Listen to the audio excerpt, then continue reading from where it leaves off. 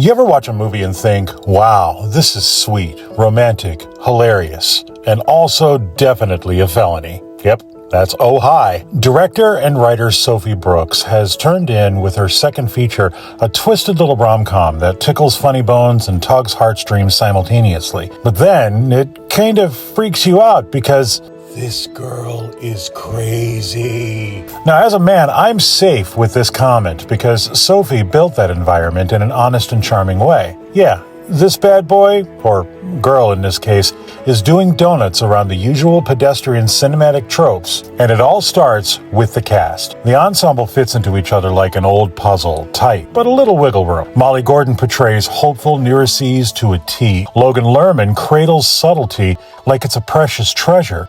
And Geraldine Viswanathan is simply killing it over these last couple of years. But a true surprise in the movie is David Cross. I love this guy's scenes like a Ford F-350 loves fuel. The man is gold. I mentioned Sophie Brooks earlier. Her navigation through this film is expert, and this is only her second feature. You know, she may be a sophomore in all of this, but her flick is far from sophomoric. The lady has skills with a pen and the megaphone. She maintains a careful balance of soft and edgy, and then ramps up simply hilarious anxiety-throttled reality and naivete. But somehow it still comes off as not lesson to be learned here, but just cute. The film is cute, y'all. The story itself is simple. Girl loves boy, girl takes the plunge, girl doesn't like his response, girl chains boy to bed until he agrees to be with her forever. You know, life stuff. It's a great date movie because the girl is the bad guy in such an endearing way that anyone, even a little offended, must succumb to the smirky side eye of the person sitting to their left or their right.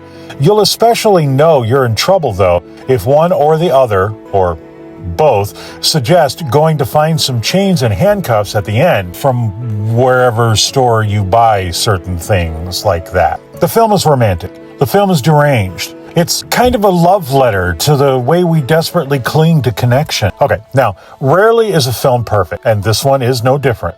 The woven web of awkward is clever, but does have an element of sitcominess to it. It is totally believable, mind you, but there is a tinge of manufactured drama by way of that cleverly woven web. Also, some of the solutions that are presented to the predicament are a little out there.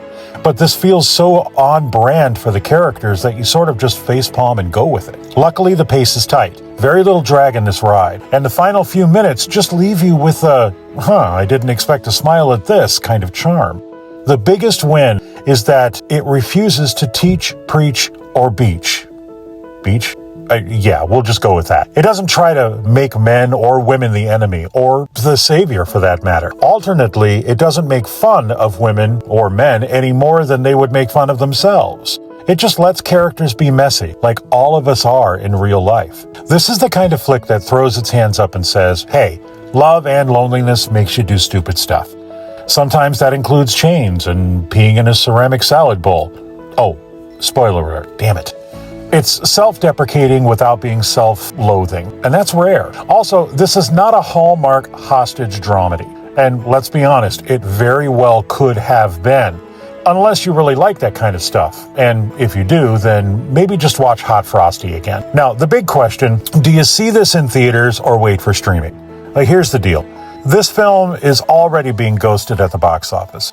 In fact, the odds are good that it's already bolted where you live. But if it's still in a theater and you're looking for an interesting dating experience, give this film a look-see. Seriously, this film wasn't even on my radar at all, but it ended up being in my Letterboxd top 4 for the first half of 2025. Beyond that, support original, weird, heartfelt storytelling because it doesn't come around that often, because it doesn't have capes or guns, or swords, or action, or good lord, does this film have a lot of oppressing competition out there.